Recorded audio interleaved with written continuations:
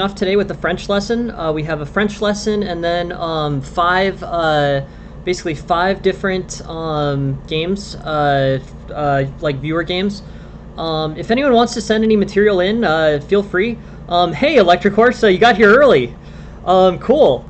Yeah, but if anyone wants to send any games, we have open spots as early as May 12th, which is Wednesday.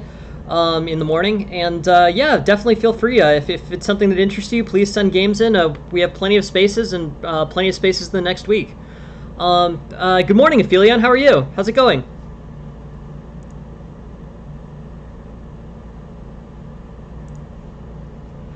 Just gonna pull up. So basically, I was just thinking we have sort of a general French lesson in mind, is what I was thinking of to start this game. And basically I was thinking, e4, e6, and I was thinking, kind of in the vein of what we were doing yesterday with e4, c4, Caro-Kann. I was thinking, what happens if black plays something, or what happens if first white plays something different than d4, and then second, what happens if black plays something other than d5? Those were the lines I was curious about. I guess similar to yesterday, I was kind of curious about looking at this opening. Basically this will end up giving you an open position relative to probably what a French player is expecting. d5, pawn takes, c takes, and queen takes d5, or knight f6. They're both playable. But I was sort of wondering in terms of this opening, like, what happens here and how is this objectively evaluated? I think basically this position will end up leading to relative equality for white. Similar to what we saw yesterday, where basically black was giving up the c-pawn and d-pawn for the e-pawn and the c-pawn. Yes, you do have an isolated pawn. So I would say that this is probably, this isn't an opening to, be played as a first idea. But I'm thinking, just since we were thinking that yesterday we went over this opening. We went over e4, c6, e4, c6, c4, d5, and we were looking at this line and what happens. What happens on the other side, and how is that evaluated? I mean, it might be worse. Here basically this is a fully playable line. The payoff attack plus 0.82 for white, so overall objectively fine. E4 is a little bit different because it actually speeds up black's development. I don't know. It may be worse. But I wanted to compare the two, just since we were in the, we were in the project of kind of learning those openings. So here, queen takes d5, knight c3, and white's still showing like a 0.3, 0.4 edge here. This is not a huge edge. This is probably smaller than the initiative edge, out of the French main line. But let's just compare this. So this is after white move 5. White's up 0.25. And if we look at like a mainline French, so say this line, d4, d5, knight c3, knight f6, either bishop b4, winnower, or knight f6. Say this line. In this line, white's only up 0.25 or 0.32, right? So it's actually pretty close in terms of what's objectively better, from an eval perspective. They both have advantages and disadvantages, and they both offer, they both basically offer positives in terms of the position. But I'm thinking, like, in terms of, practical compensation of disrupting what your opponent's going to play, this e4, c4 French line, provides an opportunity to enter into a position where you can basically play chess against your opponent relatively early. Again, feel free to go with what, if you know French theory well, definitely go with that. I think objectively speaking, that's going to be significantly better for white. But I was just curious in terms of how to approach this. How this turns out, and basically how can you start a variation. Yeah, I mean these variations. I guess this is Burn variation, B-U-R-N. But yeah, good morning, Carrot. Yeah, some of these names on chess.com. I sort of wonder. I think if you come up with a name and it sticks, that's the main thing. We've created the Aphelion variation, and every time Aphelion sends in a game, we'll play through it. That's true. That's true, Electric Horse. I think that's right. So this may be I guess this is just to sort of illustrate. Here, white basically has the initiative, right? And it's plus 0.25, which to me seems not that surprising. I think that's about right for this for this opening, this plus 0.25. So knight takes, bishop takes, queen takes. White's, you know, up, has the initiative, developmental advantage, some better control in the center because the d4 pawn faces off favorably against the e6 pawn. But yeah, I guess I'm sort of surprised, you know, just since we were looking at the Panov attack. What is this? What is this? They call it the Steiner variation. Overall, I'm not going to make the argument that this is any better than, that this is any better than the mainline French. But here, you know, this just is basically fine. It's an isolated queen's pawn position for White. White has better center control, but worse worse pawn structure, isolated pawn on the d file. But that's probably fixable. And overall, I think White's development is one of the key parts of this position. Anyways, I wouldn't argue. Do you have to take back immediately, though? No. So you can play knight f6. Knight f6 is actually the main line here. Both of them are played. So knight f6 and queen takes d6. Knight f6, I think, is probably a little better for black. Yeah, so this basically leads to equality. Anyways, I wouldn't argue that it's a good opening to play. I just wanted to look at it in the context of a French Panov-like response. Since we looked at the Panov last night, we can look at the French similar position today. It's just a way to sidestep theory. You guys may be better with theory than I am generally, or relatively better with it than I am generally. So, these types of openings can be very helpful if you feel like your opponent knows the French and is extremely prepared for the French. If it's somebody you know personally or know well, this might be a good opening to play against them to kind of sidestep their well-prepared French theory. Anyways, it's an idea, and you're definitely not worse. Awesome. Hey, thank you very much for the raid, Matt Yop. I appreciate it. Thanks for coming. Thanks for joining us, everybody. But yeah, knight c3 I think is the way to play, or basically is the way to play this opening. Now knight f3 and straightforward development.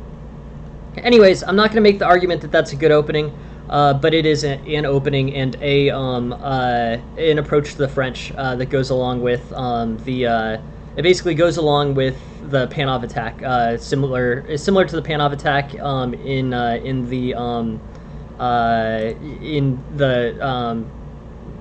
yeah, of course. Yeah, thank you for the raid, Matt. Yep. Cool. Yeah. So I just wanted to say, Matt, yeah, or Coach is definitely in for this morning. I think Matt Yop might be. I'm not sure, but Coach is definitely in for this morning. This morning. So yeah, e4, e6, knight c3, d5. Yeah.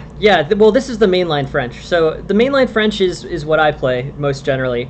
This is basically an opening line where White gets straightforward development. French is pretty solid for Black. You can transpose it potentially into semi-Slav if you want. You can play an early c5 if you want. But since we haven't looked at it yet on this stream, we can look at the French winnower. The winnower's interesting. Hey, thank you very much for the follow, Basketball. I appreciate it. Thank you.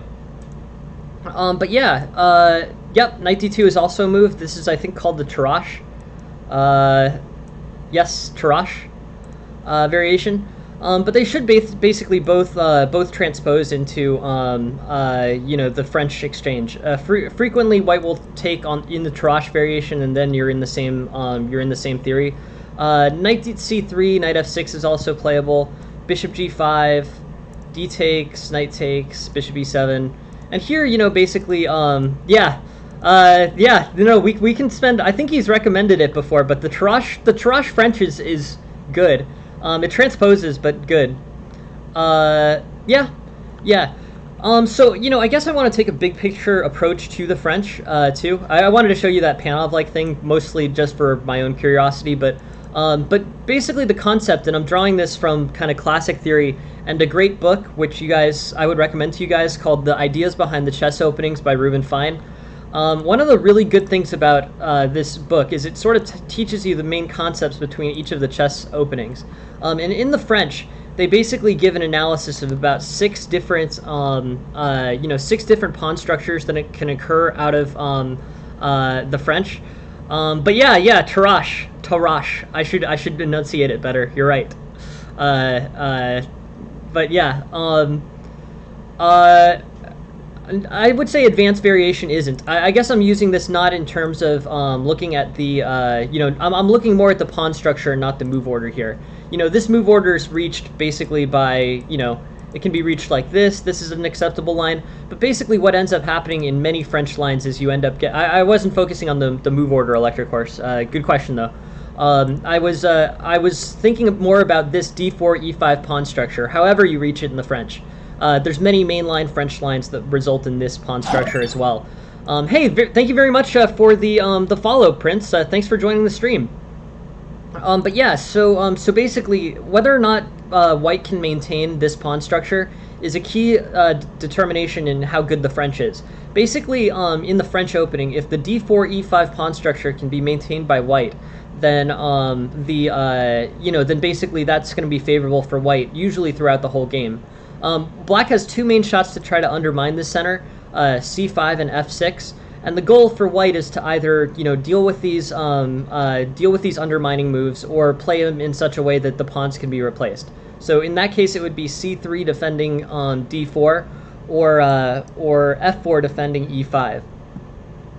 We can look at the Tarrasch variation. But yeah, the Tarrasch variation does have this benefit that Electric Horse is talking about, which is on this undermining move c5, you can always respond c3 and basically maintain this pawn structure more easily. With the knight on c3, there's all sorts of crazy, basically, the winnower doesn't really have them as much, but basically the French moves here. So say here, here, queen takes here. This is a fairly main French line. In this case, you can potentially free this c3 pawn as well out of the mainline French.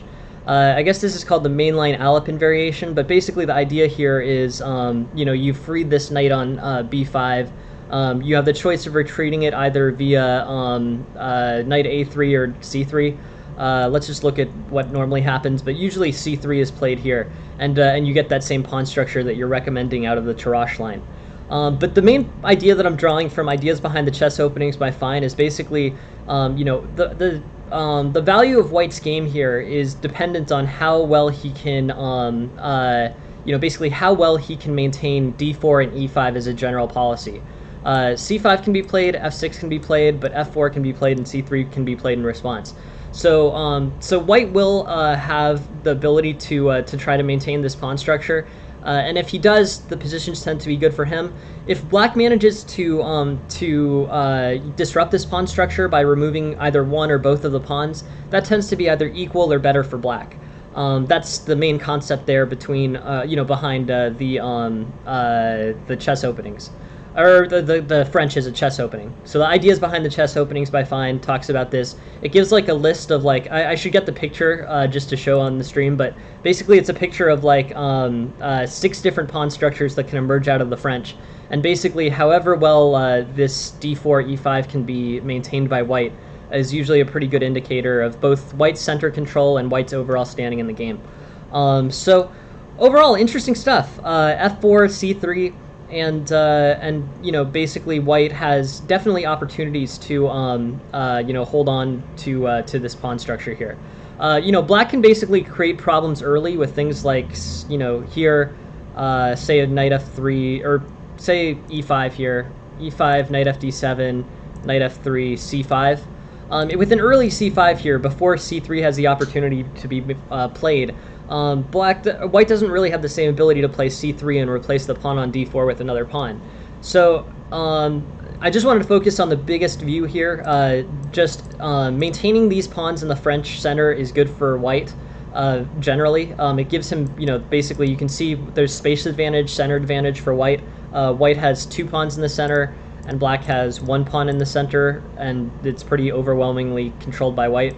This diagonal is good as well in that pawn structure.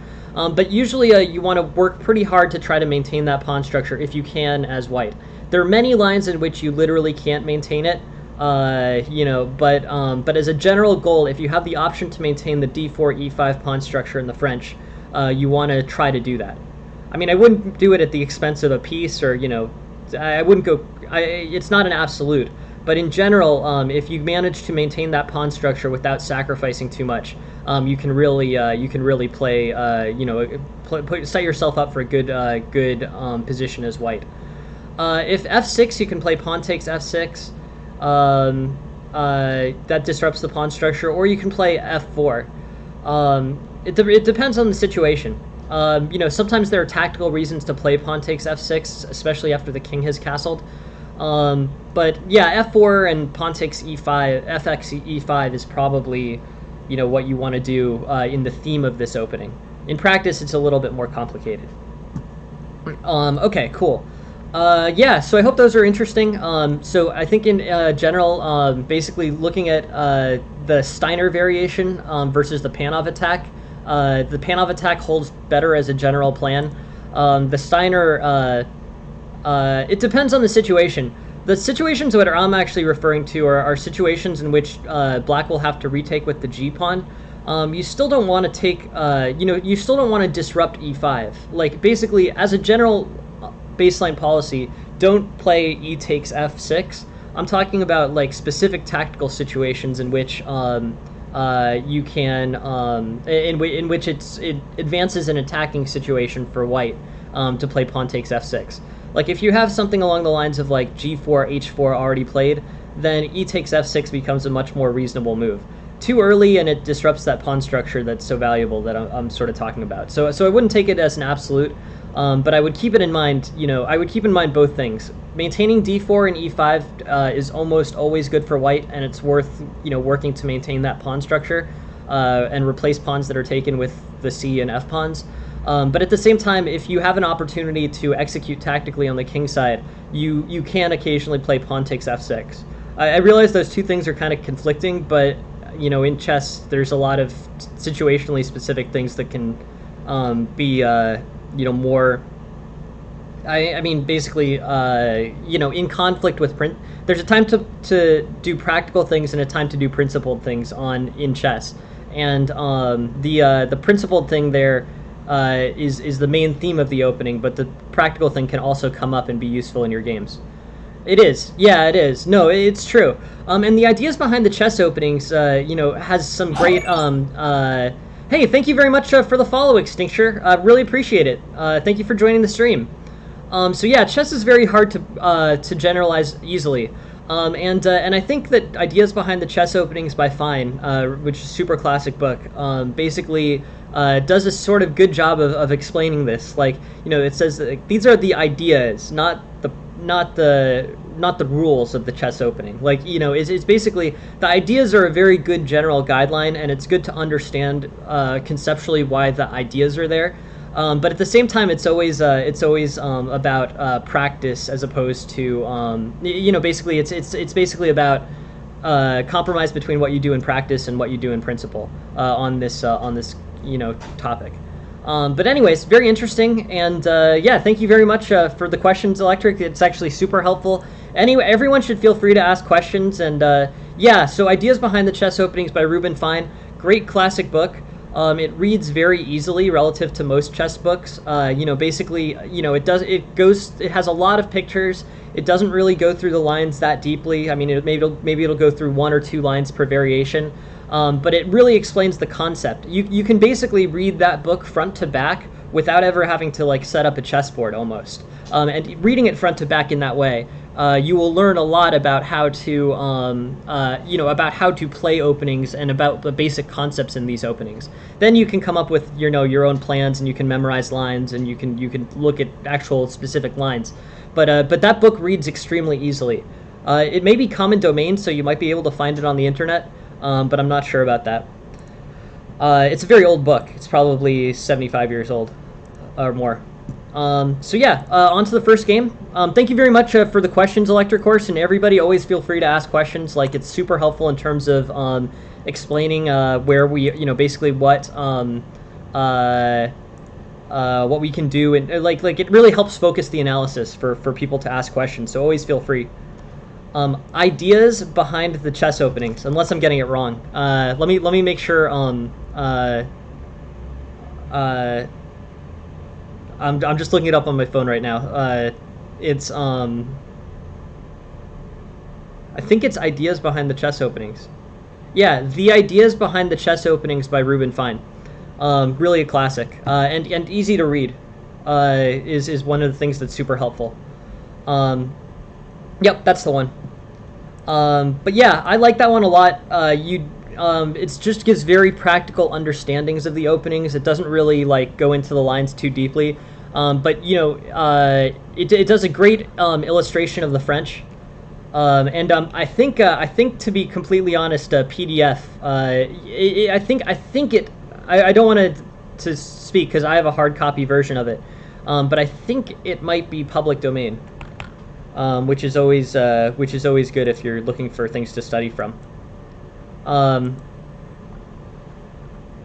Yeah. So here, basically, we have our first game. This is sent to us by a Chess Bra fan, interesting. Yeah, I mean, it's about getting a mix of, content. In terms of, yeah, no, it's Aphelion. It's super helpful for that. I think it's a really good book on that topic. You really don't have to have a chessboard with you or that kind of thing. So anyways, it's, so yeah, so basically, in terms of things you can do to improve, the first step that I would say is basically tactics training tactics training comes above all other things until you're about an expert. If you do 2 hours of tactics training a day on any of the resources that I usually talk about, so like Chess Tempo, Chess.com Puzzle Battle, Puzzle Rush, or CT-ART, whatever or Lichess's free tactics thing, whatever tactics trainer you want. I strongly advocate doing it for an hour or two a day. That will show you the quickest returns on your time spent studying. It really, really helps. There's just no, it may not be identifiable tomorrow, but if you do it for like 2 or 3 months for an hour a day, you're going to be, I think that will be very good for you as someone who's below, expert or master level. It's not something anyone can teach. It's not something that anyone can, push. It's not something that people can guide you that much. It's just homework that you have to do if you want to improve significantly. Strongly recommend it. Strongly recommend spending a lot of time on it. And I think it'll provide very efficient returns in terms of improving at chess. Okay. So that, and then once you're a little bit, and then once you've basically got good tactical background, then you can go back and learn the concepts. Look at things like games by Bobby Fischer, that kind of stuff.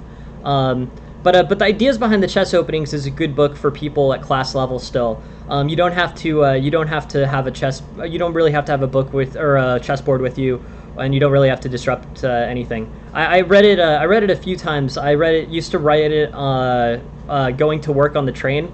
I used to have it PDF version on my phone, and basically I could just look at my phone and not have to have a chessboard in front of me, but study chess and understand the openings better. It was actually very helpful. This is Chess Bra Fan's game. It's the Sicilian Open. Okay, cool. Sicilian Open with d6. Bishop d7 seems a little bit early here. I don't think that's the main move. The main move here is knight f6. I've also seen e6 a bunch. Bishop d7 is a little bit offbeat, but I'm sure fine. I'm sure this isn't going to cause black any problems. It's probably it's a little bit it depends, Electric. I guess I would say I've done it as an exercise where I've gone through an open. I've gone through like an openings book, trying to do it intentionally without having a board in front of me, and I can still do it. I can't do it perfectly, but I can usually get about 10 moves into an opening. That I can do. But anyways, it's just a practice thing. I've seen 1900s who can do full blindfold chess. I'm not particularly good at it, and I don't know how really directly relevant it is to playing a chess game. Like, I don't know if it's a skill that helps like an extremely large amount. But yeah, basically, I think that that ideas behind the chest, or basically ideas behind the chest openings, is something that I think most people, you know, can get something out of even without a chessboard in front of them, and that's really the main goal. Anyways, knight c3, bishop d7, bishop c4 is a line here. Bishop c4 is not a bad move. It's in this opening book, but the one guideline that I want to give to do with bishop to c4. You know, basically with bishop to c4, what you can do is, you know, basically bishop to c4 can be undermined fairly easily with e6. If bishop to c4 is followed by e6, then it doesn't really justify itself on this diagonal. In terms of ways to improve, you know, what other moves would be good here? I do think developing the light squared bishop is a good idea. The opening book is proposing bishop b5. Bishop c4 seems a little bit, you know, a little bit too easily countered. I might play like bishop e3 and then wait for e5 to be played, then play like knight b3 and then play bishop to c4. That's probably what I would go with there. But it's really up to, you know, it's a little bit about personal taste too. The one thing I will say is, just as a general principle, bishop c6 can run into e6 and d5 relatively easily in you know, run into e6, d5 relatively easily in this Sicilian opening. Bishop c4 tends to be better after e5 has been played. Yes, definitely. Lots of lines. Yes, that's a full, you know, that's a full opening theory. So say e5 here, knight b5, or actually it usually comes earlier. Knight f3, knight f6, or even e5 here, really. This is playable. I think this is called Kalashnikov Sicilian. I get sort of not so awesome with the names sometimes, but Kalashnikov Sicilian. Basically, open Sicilian with d6, then a very early e5. But yes, there are many openings where you know, white will play knight to b5. This is an example of one of them. You know, in these openings, you generally can play knight d5. You know, sometimes you have maneuverings like knight d5, c4, bishop to e3. But yeah, there's a lot of how do you, after a6 and knight a3, how do you deal with b5? Usually by playing, I mean, it depends on whether you have knights on c3 and a3. But yeah, let's play through to one of these. So say e5, knight b5, a6 is a fully formed line, b5. Then here, so in this position, what you're referring to, Electric Horse, is you can play knight d5 here. And here, basically, you know, this pawn can't fork the knight on b4 anymore, so you just move it to c4. This is just one specific, but yeah, that's true. Or the Tarash is used for multiple lines in the Sicilian. But yeah, a6 and knight a3. This, you know, you basically have to move your knights. Here, the overwhelming main line is knight d5. c4 is an idea. Knight d4, bishop b3. Everything's pretty much good here. You know, the b5 came in as a threat, but the c4 and the bishop holds it off pretty well. White begins to get an advantage on the queen side here, and that's really not something that black wants, because it's not like black's going to be able to attack on the king side. C takes. Overall, pretty much good for white. Anyways, going back, this d6, bishop d7, this tends to be fairly good for, you know, basically this tends to be fairly good for white. Bishop d7 is somewhat of an offbeat move. White follows up with bishop c4, and basically this, you know, this is pretty good for white, I guess. This is, you know, basically a position in which white has center control, and you know, better development. Black's dark squared bishop's probably going to have some problems developing. I don't think d5 is ever going to be playable. So maybe castles, maybe bishop e3, and overall generally just good stuff for white. Yeah, we can look at the eval just for a second. I'm trying to steer away from using the eval as much. But yeah, white's got a fine position here, center control, good development, no issues. White's got a plus 0.6 advantage. Okay, castles, and then g6, knight takes c6, bishop takes c6, bishop g5, and basically here white's got a white's got a solid position. It's these pieces are well developed. This bishop's not particularly well developed. It's black to move here, but I don't think that knight takes is playable here. So like knight takes. Oh wait, yeah. So it's not like this knight can take this pawn, right? Because on knight takes, bishop takes, queen to d4.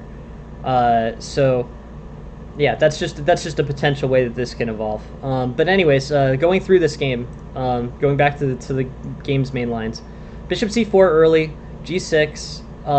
Black's sort of going to transpose it into a dragon-like thing where it's got g6 played. Bishop e3, and this is all relatively mainline stuff. Here white plays f4, and I think that f4 is probably premature here. You probably want to play f3. I think f3 is better. The issue with f4 is that it definitely allows knight to g4. I don't know if that's the best line or not. But basically will allow black some counterplay on the g4 square. I would play knight g4, and actually the engine confirms knight g4 is the best move. This pushes the bishop back to c1, or basically forces knight takes c6 first, and then forces the bishop back to c1, right? So knight takes c6, bishop b takes c6, bishop d4. And overall, it's about equality, which is not really what white wanted, given that white was up 0.6 pawns. But here, knight takes c6 over f4, and f4 is just a little bit premature. f3 I think is good. There's other moves here that you can use to start to put pressure on black. H3 is good here. H3 and then f4 seems like a plan if you want to play f4. So h3 first, so the g4 square is occupied. Hey, good morning, Anch. Thanks very much for joining the stream. Thank you. Thanks for being here. But yeah, I would say h3 here, and f4 is a much more playable move. But in terms of ideas here, h3, castles, bishop b3, queen a5. White's basically pretty solid here. I think ideas for white, big picture, probably going to be starting to attack on the king side. Another thing that I draw from and generalize with from ideas behind the chess openings is basically in the Sicilian, white attacks on the king side and black attacks on the queen side, and the longer the game goes on, the more likely it is to be a black victory. That is generally true. So in terms of forming plans in the Sicilian, the most common and usually safe ones are just straight up attacks on the king side. You can do that with either castling king side or castling queen side, but you basically start to launch attacks on the king side, and that ends up being the best strategic play in the Sicilian. Anyways, f4 was early. Yeah, queen d2 is good. Queen d2, bishop h6 is definitely something that you can do. That fits into a lot of Sicilian attacks. You can go into queen h4, bishop h6 as well. So queen e1, and then queen h4, and then bishop h6. That comes up in some Sicilian lines. But yeah, queen d2 and bishop h6 can definitely be a useful tactic. Trades off that bishop. Basically, after trading off those bishops, the dark squares for the black king side are relatively weak. So f4 is f4 is early, I would say. h3 should probably come before f4. With f4, knight g4 becomes vulnerable. The engine is suggesting it, but anyways, it transposes into h3 f4, so it's about the same outcome. And here's that queen e1 move that I was talking about. There's a lot of queen e1 moves in the Sicilian. The engine doesn't seem to love this one, but I think queen e1 in the Sicilian is generally pretty solid. There's a lot of stuff you can do to try to launch a king side attack. You know, you can play queen e1, queen h4, f5, trades on g6, and generally put pressure over on the king side, and good things will happen for white. Yeah, engine or the opening theory book is suggesting bishop to b3. You know, keeping this bishop on this diagonal focused on f7. Black hasn't played e6, partially I think because this bishop is on d7 and e6 sort of invalidates its mobility. Not like it was going to go to e6 anyways, but e6 seems to be being held back by black here. E6 really shortens the amount of strength that this bishop has on this diagonal. With e6 being played, basically the only two squares are this one and that one. But if without e6 being played, the bishop's attacking right on the king on g8. Anyways, black plays rook c8. That makes sense. It puts the rook on a semi-open file. Queen f3, b5, a3, queen c7. And overall here, I think everyone's sort of playing intuitive moves. White's being a little bit slow in terms of advancing an attack on the king side. I would say that white could comfortably start attacking here. I would play like g4, f5, you know, pawn takes g6 maybe, h4, but basically just start pawn storming on the king side, and I think that should play out well for white. Pawn storms in the Sicilian, I have a specific pawn storms in the Sicilian lecture coming up tonight. It's going to be a special slot. But yeah, I would say g4. G4 should be part of a bigger attack. Yeah, I mean, you know, you could probably even do it earlier. You know, white can really kind of go all in on this this kingside attack if he wants. G4 doesn't significantly weaken white's position. Yeah, no, it's true. But the thing about it is basically, you know, black's kingside is relatively closed. So the things that make g4 difficult would be like threats along the g file. In the Sicilian, the main threats are coming along this diagonal, this b6, g1 diagonal. And in situations where the black bishop is fianchettoed, they come in via this diagonal too. And neither of those is the problematic one for g4. The g4 diagonal becomes, or an open g file becomes the weakest if there's pieces or like queens or rooks on the g file, and that's not really something that happens in the Sicilian. So these kingside attacks having, with white having already castled kingside, are actually more playable in the Sicilian than they are in many openings. That said, you can still castle queenside, and castling queenside, you basically have a, you know, you have strong attack. You can launch those strong attacks with better king safety. But your king safety is not as compromised in the Sicilian with moves like h4, g4, f4 as it is in other openings. You know, just because the rook and queen can't really get over to the g file very easily, specifically because of the pawn on g6. Hey, welcome, Darkslide. Thank you very much for joining the stream. Yeah, that makes sense too, Electric Horse, and you probably do have better king safety in that way. So castling queenside is good, and then castling kingside and attacking on the kingside. Either way, the main plan in the Sicilian is for white to castle, or white to start attacking aggressively on the kingside, and white should be able to do that. Yeah, no, you can get a lot of good wins for sure. But it's the main plan. I mean, the ideas behind the chess openings talks about it at length, but the main plan for white in the Sicilian is an early attack on the king side. So I think white's on his way to doing this. F5 makes sense. The engine's saying it's a bit early. I'd play like knight d2 maybe. But F5 looks pretty good. As a general, thematically F5 looks good. Tactically it seems like it has a problem. But thematically F5, G4 seem to be the right way to play this. In terms of what the engine is suggesting, knight F3, that seems pretty quiet.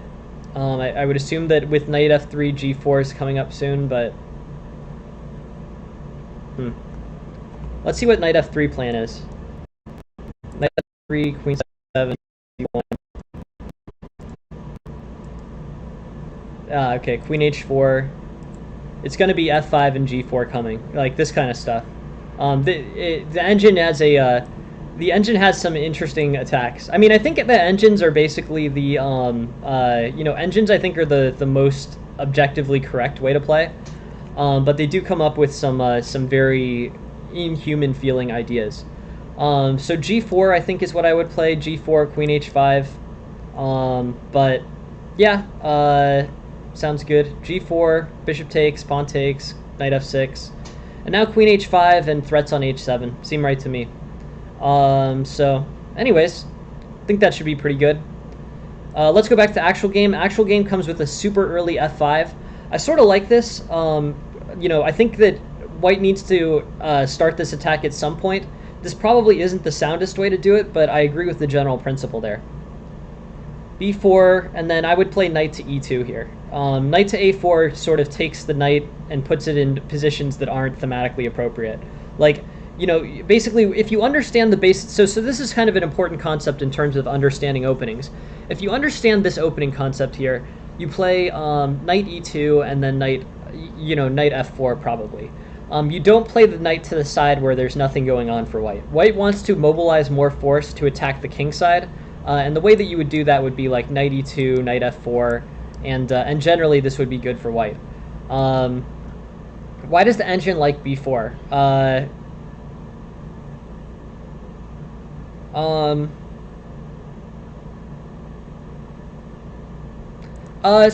Mainly spatial advantage. The rook is supporting this open c file, so that's helpful. Basically space advantage and trying to come up with a counterattack. Basically the ideas are, black is trying to come up with a queenside attack of some kind to counter white's kingside attack. That's basically the larger point of the Sicilian. But yeah, with b4, knight e2, and I think things are definitely improving on the basically things are moving towards the king side for white and moving towards the queen side for black. I think white's going to get the better of it, but basically this open file is helpful for black. This threat on b2 and a1 is helpful for black, and if black can play things like a5, a4, that's really going to start to become some tactical pressure. Potentially winning the bishop, or potentially putting pressure on the b2 pawn with this g7 diagonal open on a1. That I think should be good for that I think is best option for black. The issue is that it's a lot slower and it's a lot less deadly.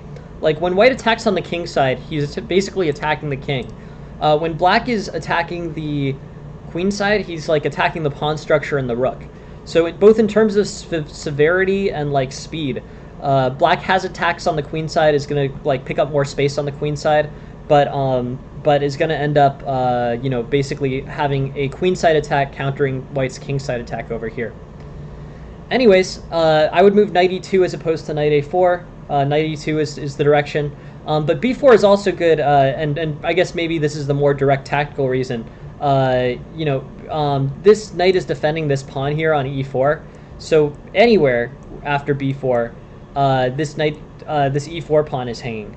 So I don't know how important that is. White can basically play pawn takes g6, and then pawn takes g6, and then knight f4, and then get a lot of pressure on this g6 square. So I'm not sure how.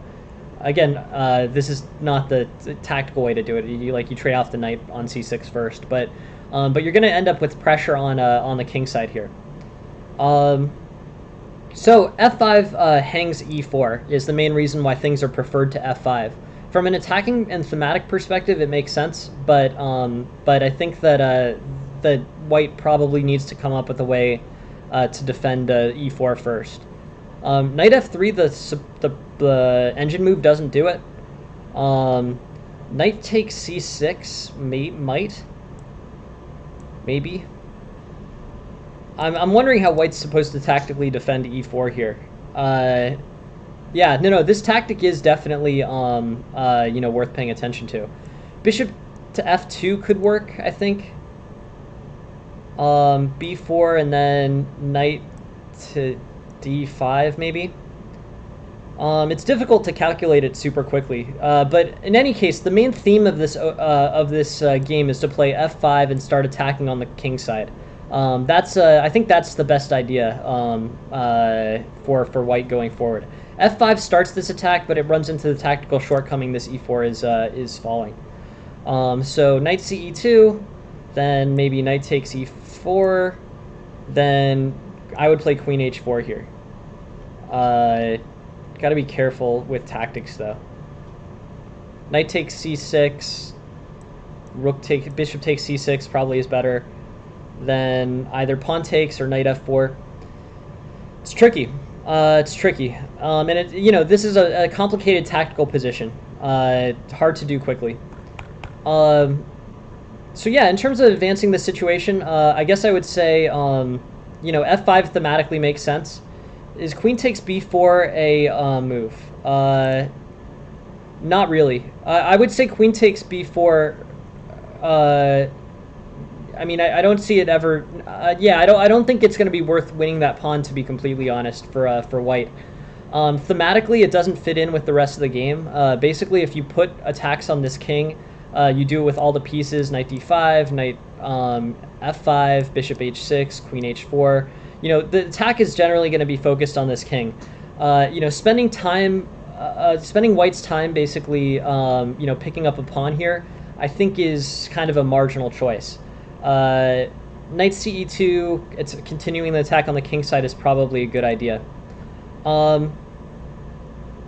Yeah, here's what I would advise, Extincture.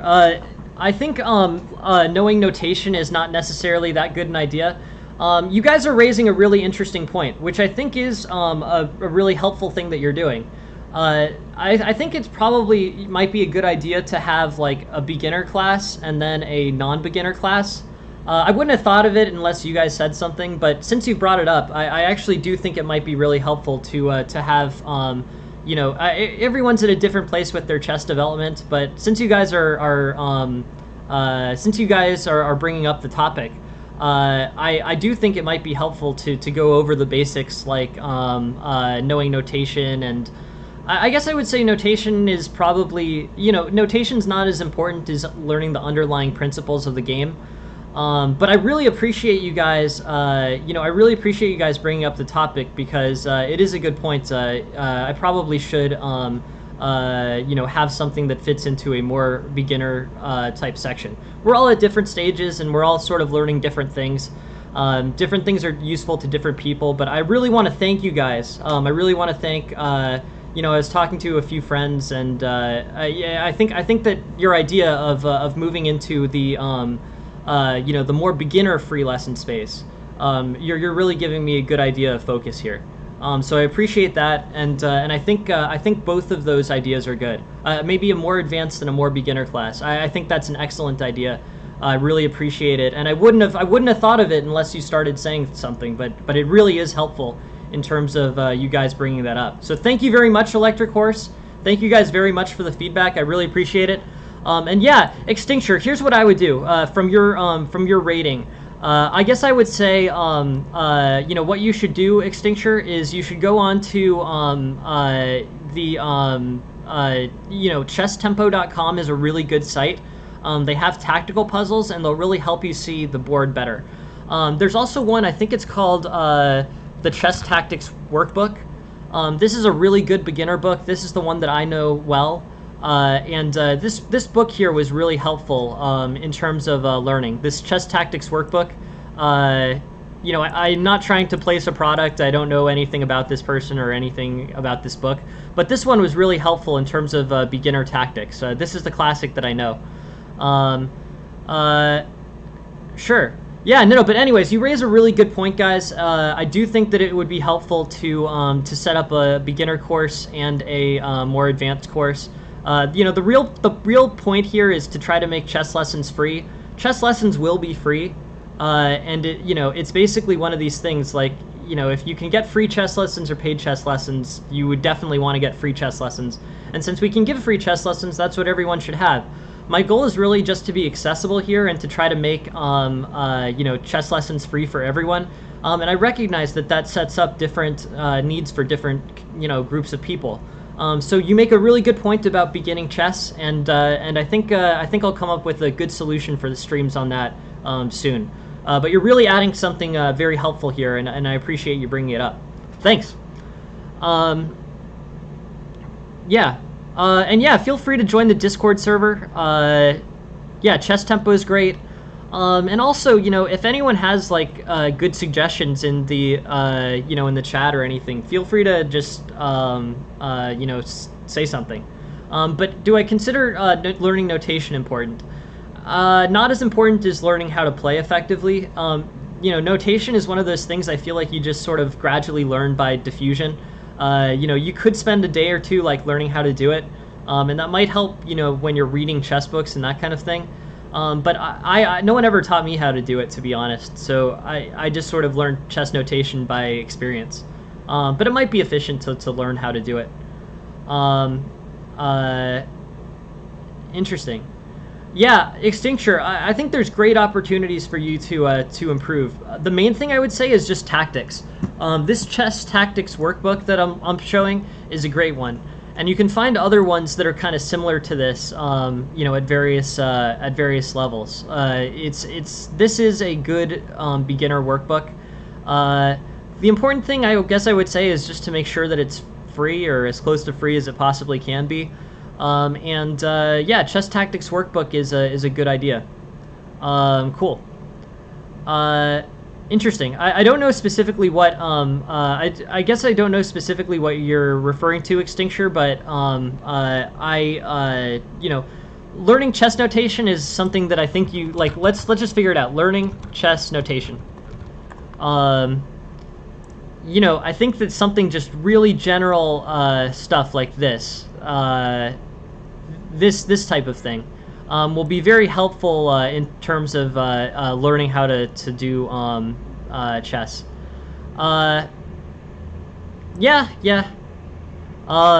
It's funny. But yeah, I think really this is good notation, and keep this in mind. Anyways, on to the next thing. Let's go back to the game that we were looking at. This is from Chessbra fan. Places where I think you can improve here. I think you played a pretty good game in general. F5 was a little bit early, and the issue was on B4 it hangs this E4 pawn. And I guess I would say ideas. The one piece of advice. Extincture. And again, I'm just thinking just because people are bringing stuff up. Don't pay for anything. Okay, Extincture, I would say don't pay, maybe pay for a book for $15, but do not pay for things when you're learning chess. Like, you don't have to, don't do it. There's many resources available online. There's many resources available to people who are willing to do the research independently. Do not pay for lessons, which are frequently very expensive. Do not pay for classes. If you need classes, either feel free to come here or look up, chess lessons for beginners on YouTube. But the main point is do not pay for anything. I wouldn't have thought of it unless people were saying something, but that is the main, that is the main takeaway as someone who's learning chess, Extincture. So thank you very much for saying something. But I really want to make sure that resources are free and available to everyone. And I think the main goal of that is you will learn just as well learning off of learning either by yourself through tactical training, or if you just have questions related to chess, you can usually Google them and get relatively good answers to them on Google. You really don't have to pay for it, and I don't think you should pay for it out of principle. So that said. This game is sent in by Chessbra, and I wanted to get back to it.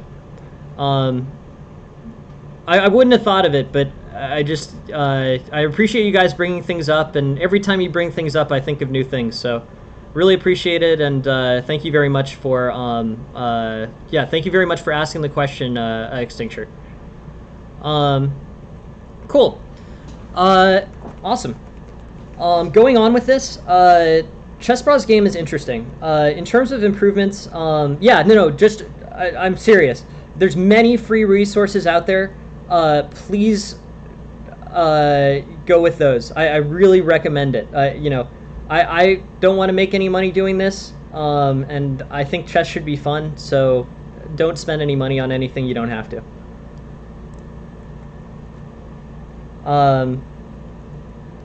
So h3 paired with f4 is kind of interesting, but I think you also raise a good point. I'm going to move into more beginner lessons. That's a really good idea, Extincture. Thank you very much for bringing it up.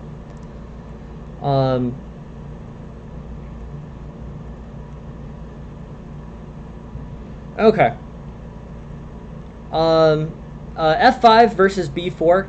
B4, the issue here is F5 is a good thematic move which exposes an attack to the king side.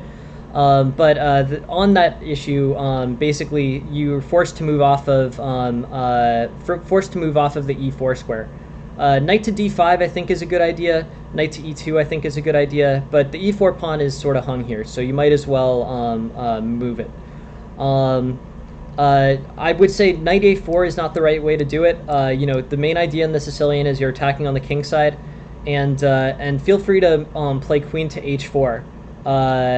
Queen to h4 is good, continues your attack, and also indirectly threatens the knight, which is now taken on e4. Knight takes e4, queen to h4, now you have this threat. There might be good tactical responses. G takes h5 looks kind of interesting. But overall here, I think white's in a pretty good place. Yeah, no. Thank you very much. Thank you very much, Extincture. Really appreciate it. I really appreciate you being here. And my reminder is stick to free chess resources. Really a very strong recommendation from me. And if you have any questions, I'm happy to help with them. Feel free to pose them in the chat or to come back to the stream. Thanks a lot for being here, Extincture. Yeah, so I would move your knight to c2, and this pressure that you put on the king side I think is a good idea. b4, g knight to e2, and I think basically here, you know, white's going to try to advance his attack. He's down a little. I guess there's a good tactical response here. Oh, this is a sideline. Let's go back to the main line. Here, knight ce2.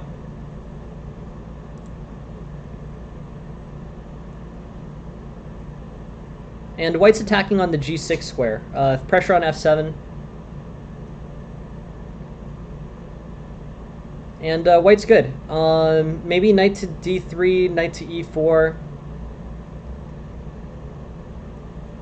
Overall, I think basically white's in a pretty good place.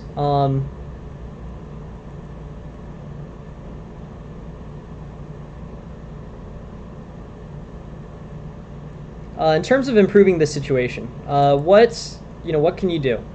Knight's taking e4, so black's going to be up by a bit. Queen h4, knight f6, knight g5. Yet now you have this rook takes f6 possibility. I guess on rook takes f6, the other rook would take f6. And knight to c5 actually makes sense as an idea. This is a good tactical idea. Rook takes f6 threatens checkmate, which is a great tactic. Rook takes f6, queen takes h7, awesome. And knight to h5 allows this f7 pawn to be taken, which you do. And overall, yeah, I think this is really just a pretty well played attack for white. I want to see kind of where there was an improvement. Maybe bishop to e3.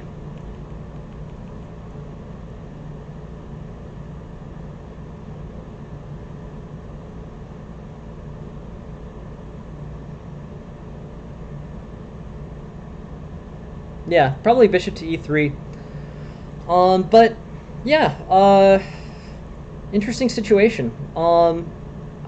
This attack, so this is a good demonstration of an attack that got very effective very quickly for white. Knight f6, knight to g5, rook takes f6 is good. Knight to c5 threatens rook takes f6 again, so good tactic. And then you get this open, basically position for attack on h4.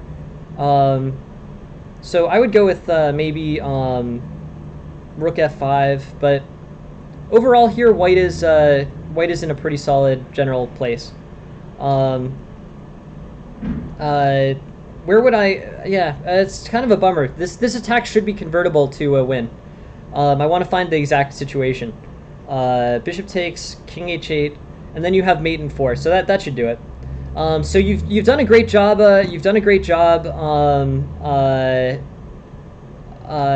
Extincture, or sorry, you've done a great job, Chessbra fan.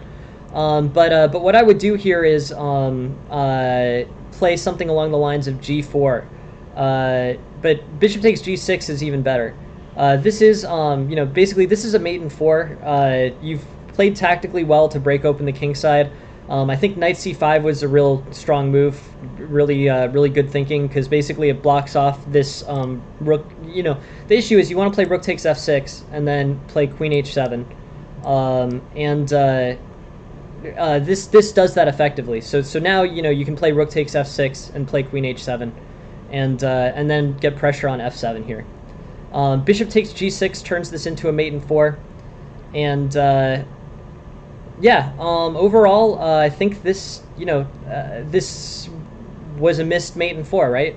You played bishop takes g6, you got the first move right, and now it's mate in 2. Queen e4, tough one to see, but there. Bishop f5, queen takes f5, and black is mated. So queen e4, queen e4, bishop f5, queen takes f5. Good work. Places to improve in this game. The g4 was exposed here. Play h3 before f4. h3 before f4 here. Queen e1 was fine. Thematically, I think you're playing relatively well. And yeah, I really like this tactic. You basically walk this into a win. With queen e4, you have the mate. So just in terms of playing this game, I think you got great tactics off. I think basically, I would try to improve tactically. Seeing this mate in 2 is going to win you this game. If you can see queen e4, bishop f5, queen takes f5, you win. So being really good with your mate in 2s is important. Viewing this position as its own thing, and looking for a tactical win. Queen e4, bishop f5, queen takes f5, and basically, this this is an attack on this king. So yeah, I strongly recommend that. Otherwise, knight g4 in an open Sicilian can be dangerous. If knight g4 can be played, this can provide a lot of an attack on your king and your king side. So knight to, basically knight takes c6 and threats of knight to g4. Here, h3 should come before f4. h3 and you're good. Maybe queen d2. I don't know. It's up to you. But yeah, I would play h3 and f4 as opposed to just f4 in isolation. F4 in isolation allows knight to g4, and then you're in some difficulties. So overall, yeah, thank you very much for sending this game, Chessbra. Sorry to take so long on it, but yeah, really good questions really good questions by Electric Horse. Please keep them coming, and please keep sending the games. They're very interesting. I really enjoy you guys sending these games in. I hope the analysis is somewhat helpful, and yeah, good work. Thank you very much for sending the game. Thank you very much for watching on the stream. Thanks, Chessbra fan. Awesome. Cool. On to the next one. Cool. So this is Kathleen's game. Here. Kathleen plays the Caro-Kann, which is great. C takes basically. White plays early knight f3. This isn't the mainline Caro-Kann. This is the exchange variation with c takes d5. And overall, I think this ends up being fairly good for. I think this is fairly good for black. I mean, basically, it makes this bishop in a much better position going forward. So pawn takes d5, knight c6, bishop f5, e6, and okay, cool. Oh yeah, I didn't see Ansh's here. Yeah, no, sorry. I saw Kathleen's name, and I think Kathleen sent this one. But yeah, thank you very much for sending it. And here, pawn takes d4, knight f6, bishop g4, and basically black, black is doing fairly well. This is the white has the normal Caro-Kann type initiative, but ideas like bishop g4, knight c6, and basically, black's doing fine. The eval already shifts to black here. Engine doesn't like bishop to g5 for some reason. But yeah, this is right. I mean, an issue in the French is, the light squared black bishop's development. You play bishop g4 here, and it's good. You can play e6, knight c6, And overall, I think this ends up playing out pretty well for black. In terms of ways that white can improve this, what are the improvements in this line? It's not bad, but good question. So why is bishop h5 a mistake for black?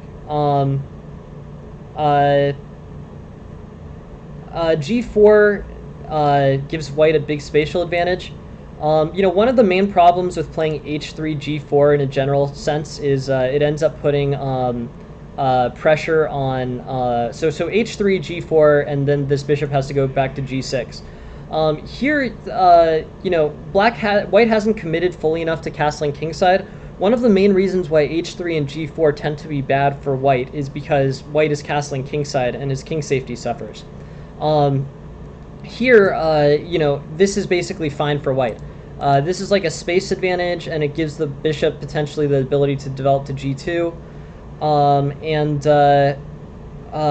Bishop to b5 is an idea. Bishop to g2 is probably a good, I don't know if the best development is to d3 or to g2, but this spatial advantage causes no king safety issues for white. So in the same way that bishop h5, can sometimes be, basically bishop g4 and bishop h5 can sometimes be strong for, can sometimes be strong for black when, if the king is castled kingside. Here it just doesn't cause as many threats. G4, bishop g6, and basically, knight c6, knight to b6 are kind of black's best strategies. But knight e5 clears that bishop off the board entirely. So this basically secures the trade of this bishop for this knight, if that's the goal. But I think that basically this position should end up being favorable for favorable for white. So yeah, e4, c6, knight f3, d5, pawn takes, d4, knight f6. Equality, fine game. I think as white here, I might play c4. This sort of transposes into some type of, I forget what it's called. It has a specific name to it. It looks a little bit like the French exchange Monte Carlo attack, but it's probably not as strong. Knight c3 going in front of the c4 pawn, or c4 and then knight c3 behind it. Maybe. But bishop to d3, bishop to e3, white's pretty much good here. I think this is solid. Bishop to g4 could be good for black, but on h3, the engine is suggesting bishop takes f3. I'm not sure how good that is. I'd probably play like bishop d7, e6, knight c6, yeah, cool. In terms of moving this forward, I would say knight f6, e6 is a little bit passive, but it's generally, a fairly safe position for both sides. Even after this eval, this bishop h5 eval shift, I don't think this is particularly bad for black. I think it's just, I don't really think white has anything here. White ends up trading this knight for that bishop, and that offers some positional changes in evaluation. But here I think basically black is fine. So bishop h5 facing off. Bishop h5 faces off against g4, and here, basically the advantage goes away entirely. So the idea was basically, the eval change was based on the idea that you trade off the bishop for the knight on f3. That didn't happen, so here, nothing too exciting. Queen b6 is a little bit better. Yeah, I mean, the thing is, h3 g4 is not too bad, provided that you plan on castling queenside. If you castle queenside, then h3 g4, is not really a disruption to you in any way. Basically, it ends up being, it basically ends up being,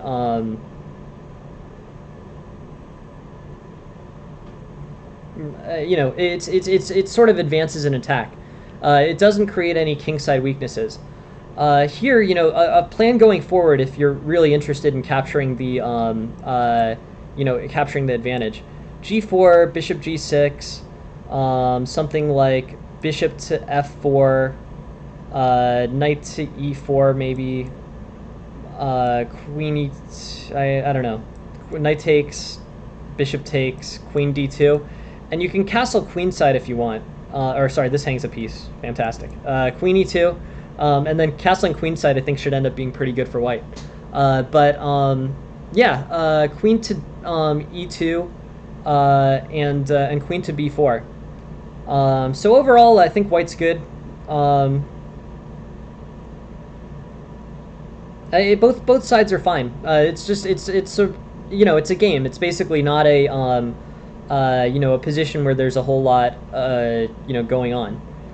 This eval shift is pretty aggressive. I don't know why the engine's being so solid about this one, but the idea behind it is h3 g4 bishop 8 g6 knight to e5. That's the edge.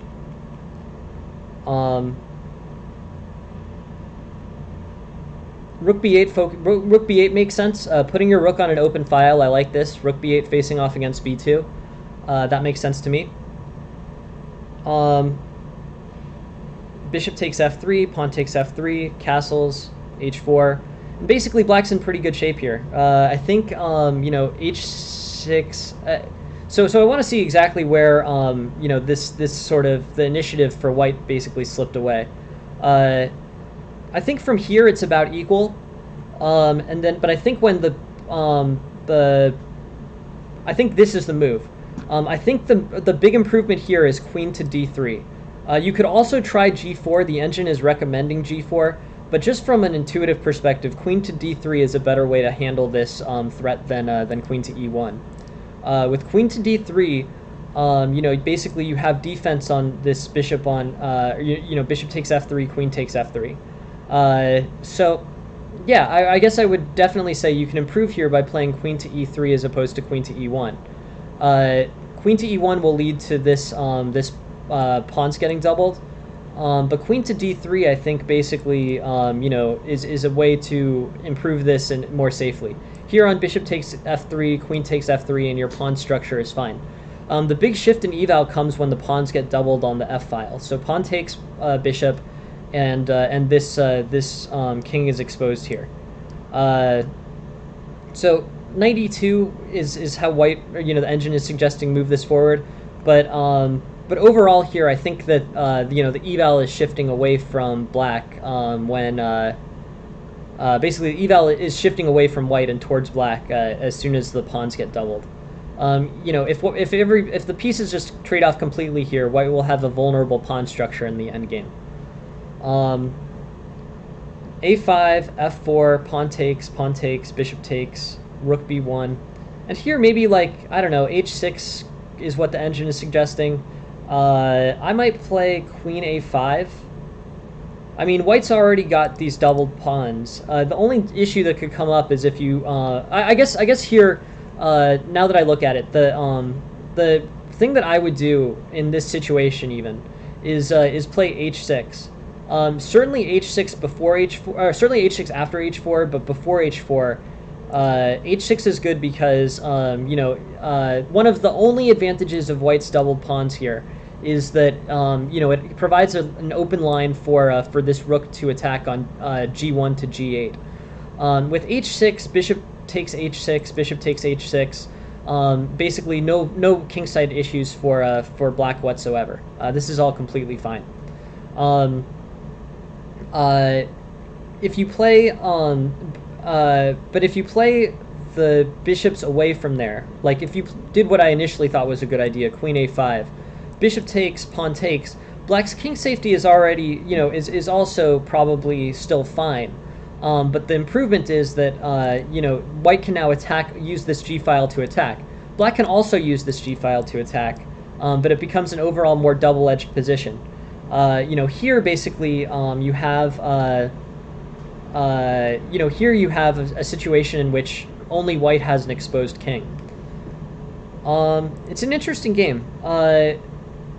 I want to go back. So bishop h5, I think the engine is overstating white's advantage here. I think basically this is this is good for white with the idea of g4 knight e5 in mind, and even then I feel like 2.3 pawns is generous. It's probably like 1.4 or 5 pawns, but it's early in the game, so sometimes these things are a little bit more rough.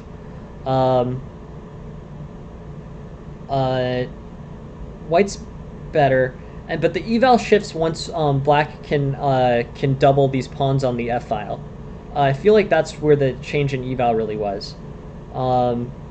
Here, there's different ideas. h6 is an idea. Bishop takes c. I mean, h6 is a slight improvement tactically, but overall here, black is sort of, black has a big positional edge. Maybe, black is up a pawn and has some advantage here, but maybe like queen f5, queen c2. I still feel like this eval is overly generous to black, but this should be it should slowly be a win. The engine sees the win immediately, so it gives this huge eval, but yeah, black is able to close this out pretty comfortably. Kind of surprising, because I don't really feel like white made too many errors. The biggest errors in this game, I think, for white. So first, the biggest errors for black. I think that there's some inefficiencies here. After f4, I think h6 immediately is probably a good idea. Here there was a tactical improvement with h6, queen e3, okay, h takes. Basically any response that isn't bishop takes f6 here. So on bishop takes f6, queen takes f6, knight takes d5, c takes d5, and this ends up trading off into an endgame where black has an advantage. Black can play queen takes c4, and rook can take b4, but overall I think black's got a pretty solid position, just pawns up. Overall, pretty good game. I mean, I really want to find specific things to improve here. I want to see if I can find one solid thing for each side. So the first is queen d3 over queen e1. Queen d3 holds on to the knight but breaks the pin. It's an improvement in that respect. For black,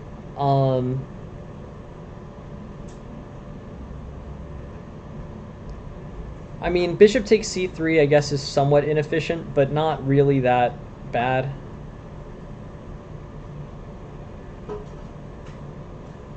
Other lines. I mean...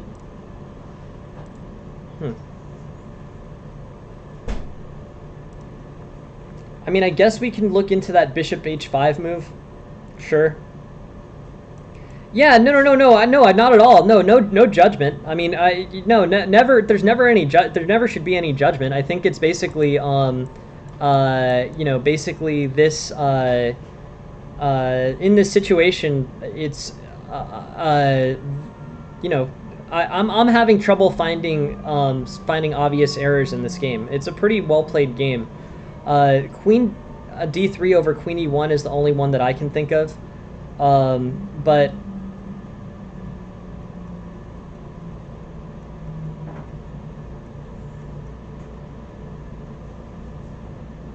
Yeah, I feel like black here, yeah, black plays a good game, to be honest. Let's look more into this bishop to h5 move, because that's really the only thing that, that's really the only big mistake that I see. I think running into this is probably good for white. I mean, getting this knight for that bishop is probably good, and your king safety is not that compromised. You can already probably castle kingside, or you can castle kingside after bishop g2. Like, your king safety is not too terrible. But yeah, I guess it's trading off this knight for that bishop pair and getting a spatial advantage on the king side is really worth a lot. But you can see that the engine moved a lot towards a lot. It didn't end up being a 2.3 pawn advantage. It ended up being a 1.3 pawn advantage. So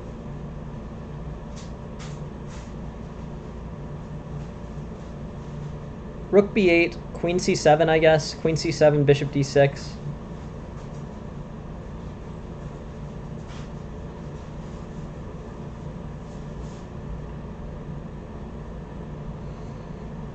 Yeah, overall, really solid play. How about knight e... Does knight e4 do anything?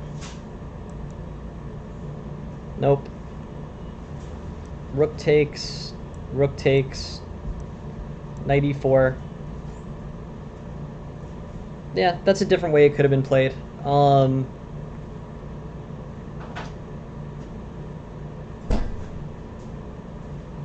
Here, queen takes d4 looks better to black for me. So there's a small advantage. Queen takes d4.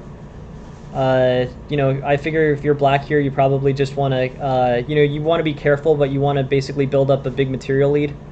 So queen takes d4, I think, is probably a good idea. And yeah, overall, I think black basically, you know, black basically plays a very accurate game and capitalizes. I'm going to use the report to look for inaccuracies for black, but I don't really think there was very much. Just the open position where there was the ability to, the open position where there was the ability to get the knight traded for the bishop was probably an improvement, but yeah, makes sense.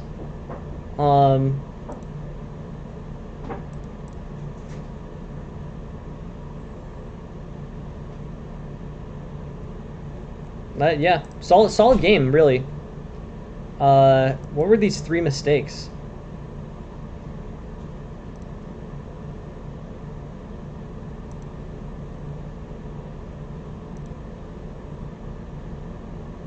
Yeah, these... Honestly, I feel like black just played pretty well. I don't have a ton to add there. The engine points towards trading the knight off for the bishop at the beginning, but yeah, looks pretty solid. Unless you guys find something that I'm obviously missing, it makes sense. The moves here all sort of make general sense to me, and black capitalizes on some good ideas. So I don't know. F5 and that bishop's about to be trapped on g4. That's good. Tricky game.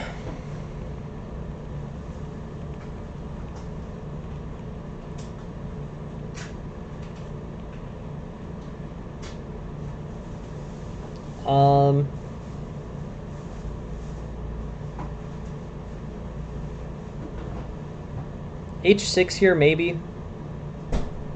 I don't know. A takes b4 is also fine, but h6 could be played.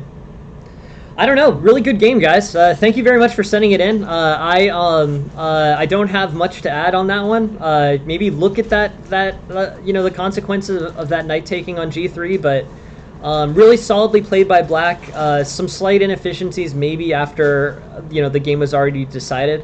But overall, a very good game. Thank you very much for sending it, Kathleen and Anch. Please keep sending them. Hopefully I can be more helpful. The big error in this game I see was the queen e1 as opposed to queen d3 for white. But overall, everything else sort of made sense. You know, it was a logically consistent game where basically black exploited a superior pawn structure. And once black got the superior pawn structure and won this pawn on b4, it was difficult for white to come up with much play. You guys are playing well. You know, I don't have that much to add, to be honest. I would tell you if I did, but yeah, good playing by you guys. Thanks for sending the game. Thanks. You guys are playing well from what I can tell.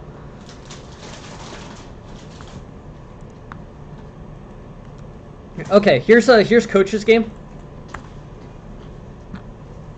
Coach is playing white here, and he gave very good guidance on kind of what to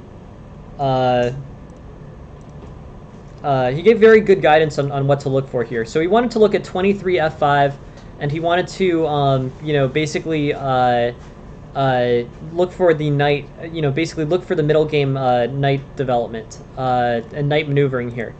So that's really helpful. It's good. I can look at exactly what he's interested in. This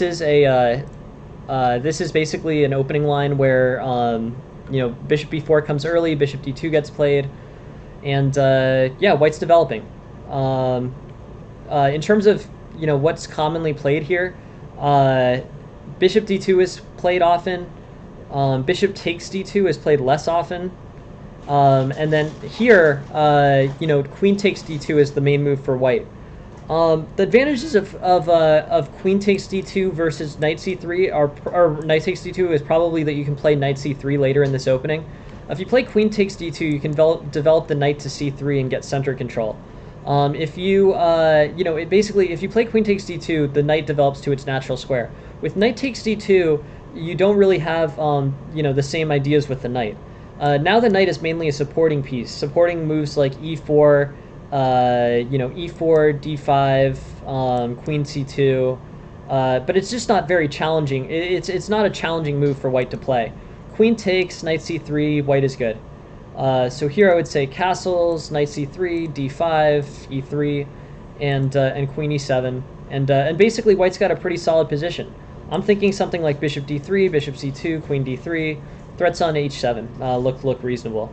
White's got a good position here. D takes c4 I think is a little bit I think is probably a little bit not. I don't think that's the best idea.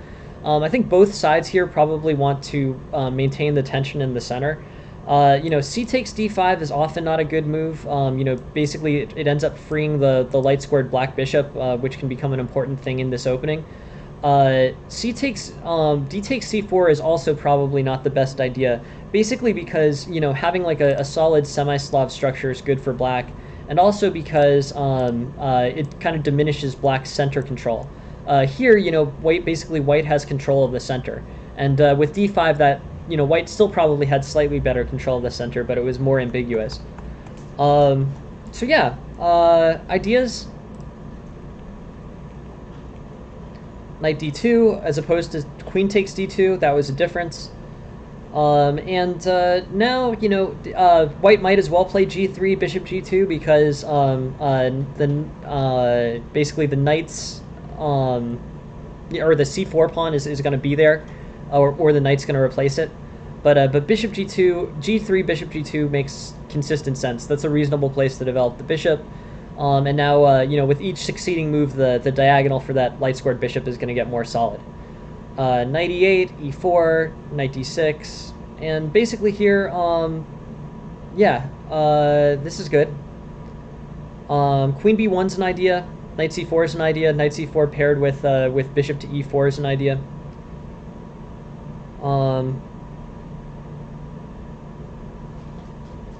So yeah, here I guess I would say threats on a8 are probably the strongest idea for black, or strongest idea for white. I think knight d6 and white's basically seeing an edge. I don't know what happens here exactly. Yeah, I mean, unless I'm missing something, you wanted to stop on move 23, f5. Yeah, Coach, this is basically an advantage where you basically have a good position here. You could play queen f3, but I wouldn't get too stuck on things that make the eval go from 8 to 4. I would play queen f3 here. You definitely do need defense. The question was why is f5? F5 was definitely avoidable. Yeah, for sure. Yeah, so I would, f5 is a good general thematic idea, but it's not calculated correctly. It was, thank you very much for sending these questions in, and I can do a more focused analysis, Coach.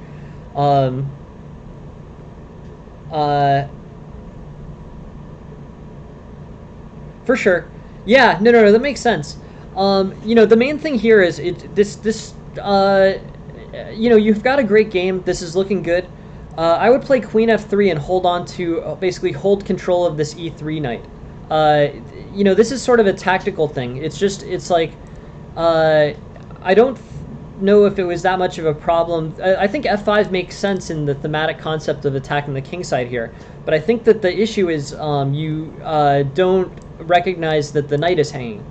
So I guess I would say this is just something that will go away with sufficient tactical training.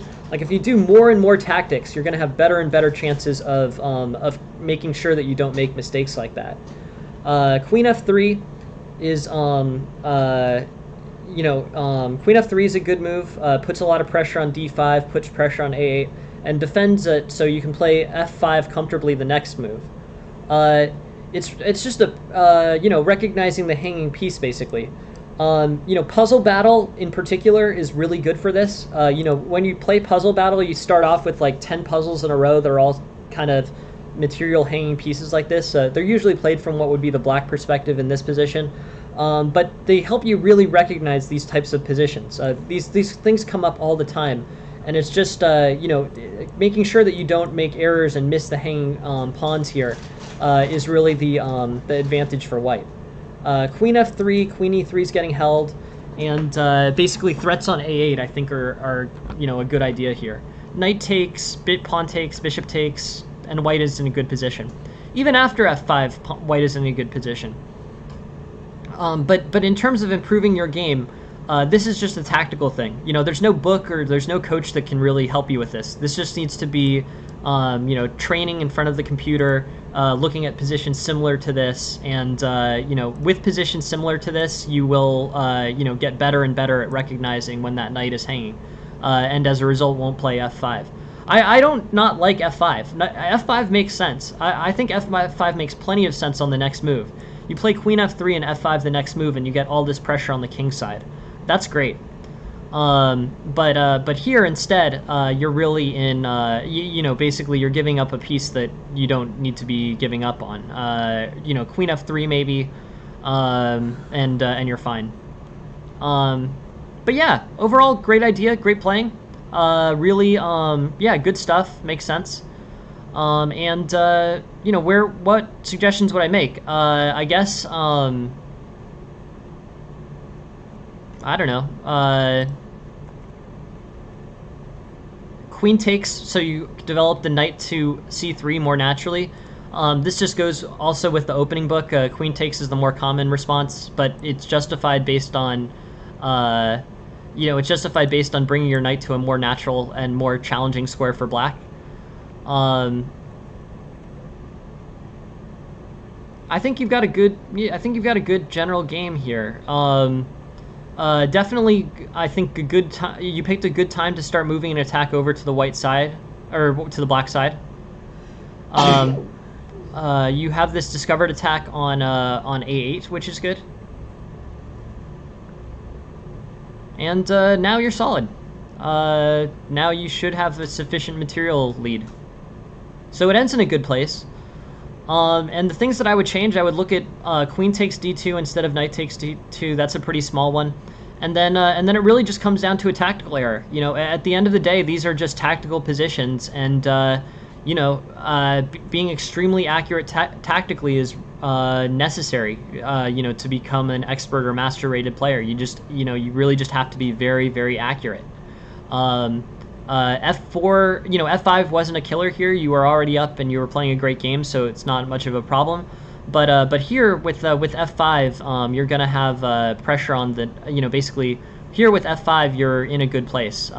This is, even after F5 you're in a good place. But without playing it, with playing Queen F3, you're in a great place and about to win this game. So tactics. At the end of the day, call me coach. Thank you very much for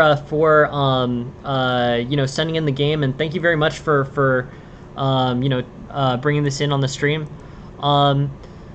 In terms of formulating an attack, I think what you did made a lot of sense. I mean, you basically moved that.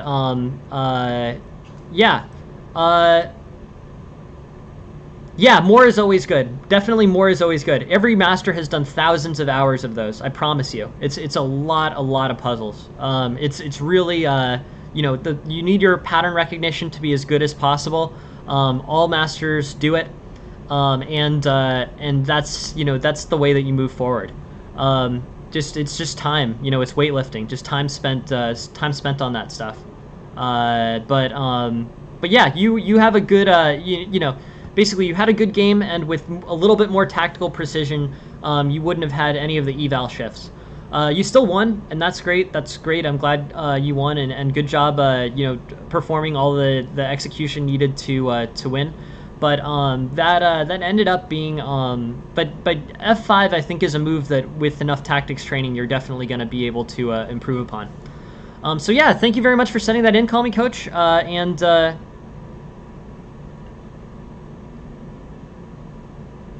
right, right, yeah, no, and thank you for giving me that to focus on. Yeah, sometimes there isn't really a decisive attack. It becomes less necessary if you know, basically at a grandmaster level, right? There are rarely decisive attacks. You know, many grandmaster games come down to like the winning of a pawn, and you know the person who wins the pawn advances their position and wins by a pawn in the end game. So yeah, a lot of games don't have mating attacks.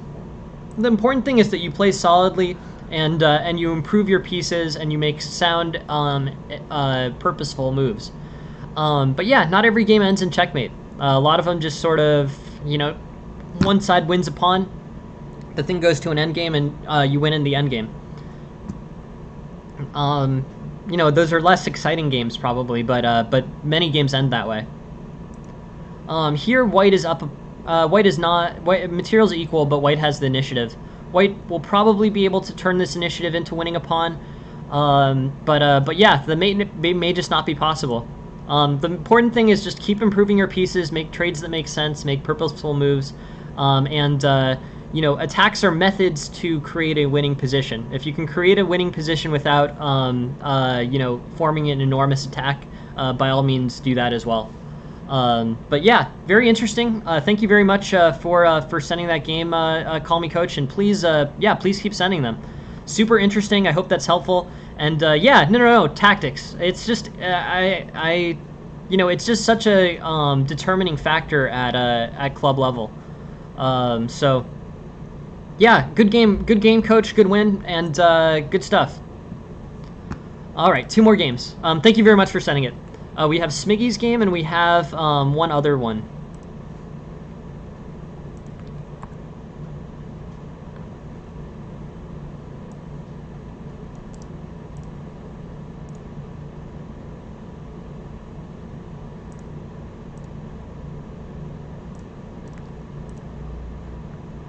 Okay, Smiggy's playing this game as white. All right. Knight f3, bishop f5, cool. This overall looks good. London system, I think, is a good way to play this. I don't know if they call this the London system. Maybe they call it something else. Yeah, accelerated London system. Okay. E3, cool. Getting ready to develop the bishop. Knight a3, e6, c3, bishop, knight c6, and overall here, you know, I think white's got a pretty good position. You've kind of stepped out of mainline opening theory, but yeah, no problems here for white. Queen b3 is probably best, but whatever, just fine.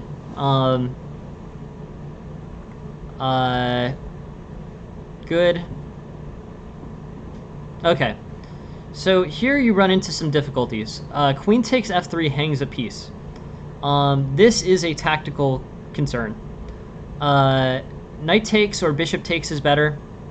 But h3, queen takes h3, and now black's gonna win a piece. So I think probably queen to g3 might be the best. But you're kind of playing in a situation where you've got more difficulties than are ideal here.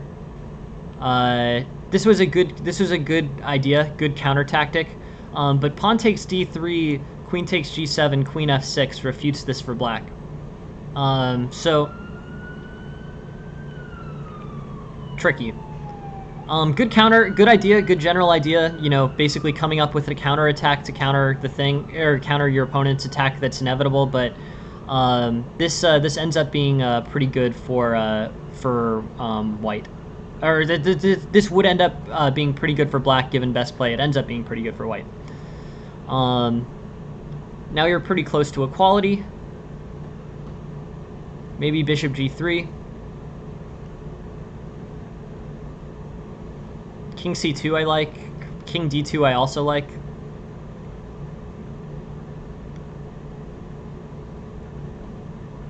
And yeah, I feel like white's position just sort of makes sense. You know, white gets the mate. Okay, cool.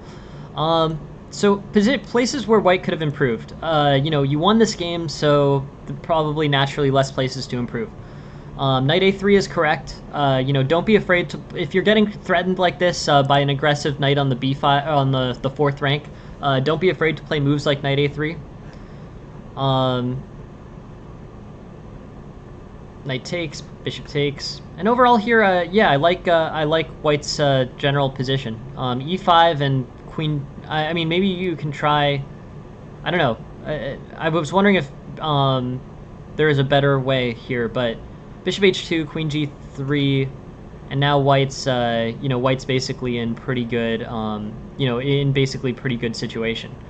It was an error here because Black won this piece. You know, he moved the bishop back. Now with e4, either the queen or the bishop should be won. But basically, you bluffed the you know, bluffed Black out of playing of allowing queen g7. And as a result, after g6, which is a blunder, White saves both of his pieces from the fork on e4 and ends up in a good place.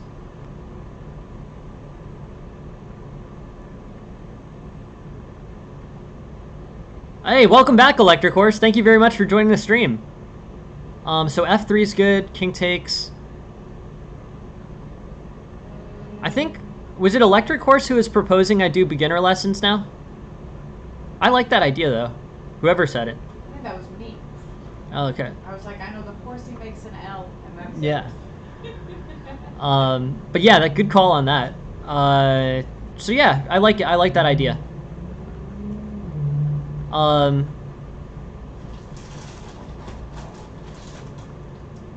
But yeah, White converts this very well. Errors for White, pretty limited. You know, Black sort of attacked and over-attacked in such a way that you didn't really have too much to improve on. Knight takes, fine.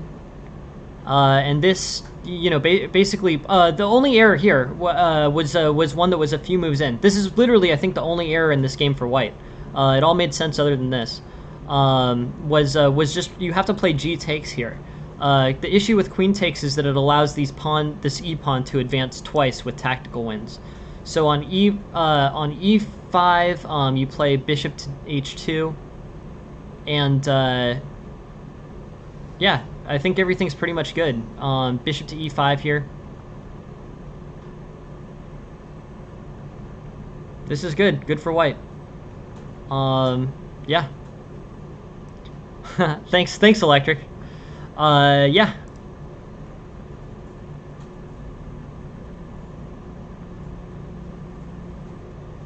But this is the error. G takes and not queen takes. G takes here. That was it. This is the move. Queen takes hangs the piece immediately to exactly what Black did. So good job. You know, basically getting out of that issue with the queen g3 with the queen g7 threat. But in terms of improving this game, I think it's just a tactical consideration. G takes f3, queen takes f3, and the piece gets hung. Other than that, I think you convert this fairly well. There's some middle game complexity here. You know, maybe you play like, yeah, rook f1 makes sense. F3 here after the king's on d2. I think this is the right way of going about things. But you're up a piece, you know, after this. So overall, well, yeah. Yeah, I don't understand knight takes e3. Your advantage increases by a lot there. Yeah, it was a great bluff, to be honest. You know, totally. That was awesome. So yeah, I think good. Yeah, good idea. That queen g3. It really was a very good practical move here. Yep. Good call. Black saw queen takes g7 and got too scared to play pawn takes d3, which is objectively the best move. So, good call, good stuff. And yeah, win for White.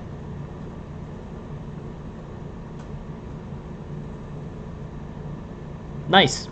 Yeah, I don't get knight takes e3 to be completely honest for Black, but other than that, it makes sense. Strong game, and thank you very much for sending it.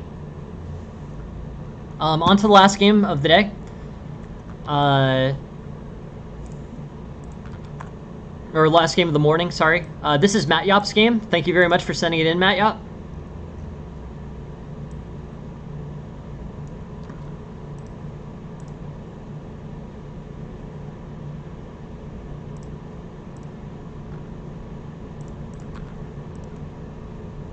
cool. Matt Yop is playing black. We'll take it from his perspective. And here's a move that I think you can improve in the opening. Moving the knight in front of the c pawn in a queen's pawn game is not basically is not really that great. You want to probably play c6 or c5. If you block the knight's natural or if you block the pawn's natural advancement, white can play c4 and you can't effectively counter with anything except for e6. Basically limits your options. If you play c6, then I think you're in a better place here. This is good. So yeah, go with this, I think.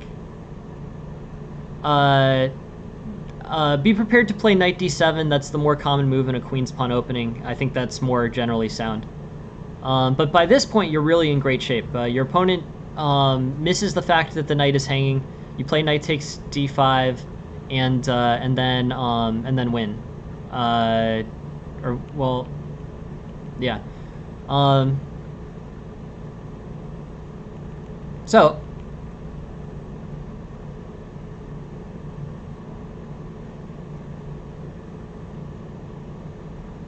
Yeah, of course. No, thank you very much, Gimme Code. Yeah, thank you very much for offering. Yeah, please send a game in for a review. Here, where I would say is join the Discord. That's probably the best place to send me stuff. If you go to the Discord is here. And, yeah, this is the Discord, right?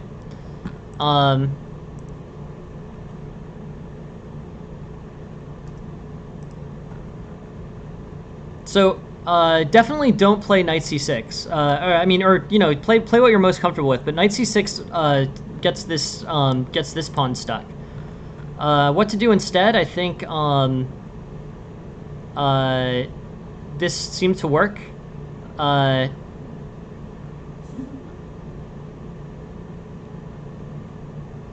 I think black is winning by a lot here. Queen takes d2. I don't think is correct. And then I think even after this, I think knight takes d1. So really, I'm gonna kind of aim you towards a tactical play here. I think you can really benefit a lot from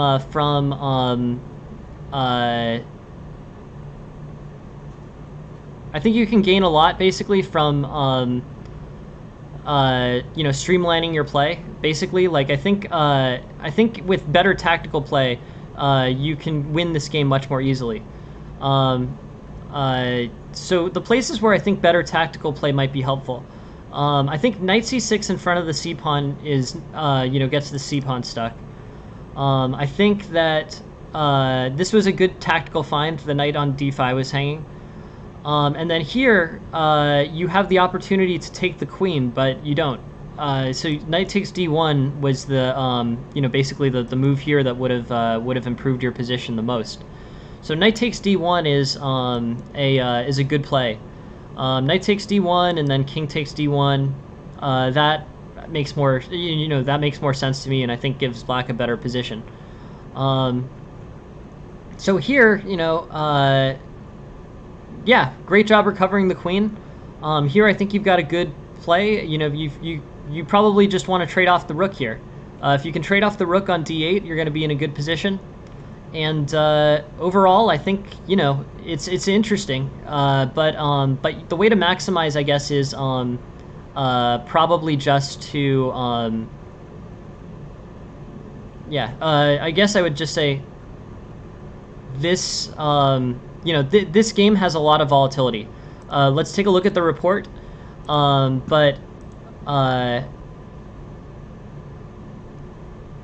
Interesting. Yeah, makes sense. But yeah, let's look at the game report. With good tactical study, I think you can cut out a lot of these issues. You can cut out, basically this swing of 6 points and this swing of 10 or so points. Yeah, the end goal of the game is to have a grandmaster, what grandmaster games look like, which is basically these kind of small increments here, and then it moves to one side and generally stays there. That's what it looks like with tactical precision. So I would recommend that, Matt Yop. I think you have a lot of interest and you have a lot of potential to improve your game with tactical play. I think you're doing a lot of things right. But yeah, I guess I would just say the chess tactics workbook I liked a lot. I found this one to be very helpful. But there's other ones too, just general tactics, chesstempo.com, that kind of thing. And I think those will really move you in the correct direction, Matt Yop, for sure. So thank you very much for sending the game in. Please keep sending them in. And yeah, I think your best route forward is really to just do a lot of tactical study. I think that's how you do it. I think that will move things forward. And yeah, good work. Thank you very much for sending it in. And yeah, good job. Capitalizing on the tactics that got you into a strong positive eval. So yeah, thank you very much for sending the game, Matt Yop. Please keep sending them. And yeah, please. Yeah, I mean they're interesting, and I highly recommend studying some tactics. I think that's the best way to move forward with your game. So thanks all for being here. Thank you very much for taking the time to watch the stream. And the next stream is tonight at 6:05 p.m. Eastern. Looking forward to it. Everybody, study your tactics, and I hope to see you tonight. Thanks for making the time. I'll talk to you later. Bye.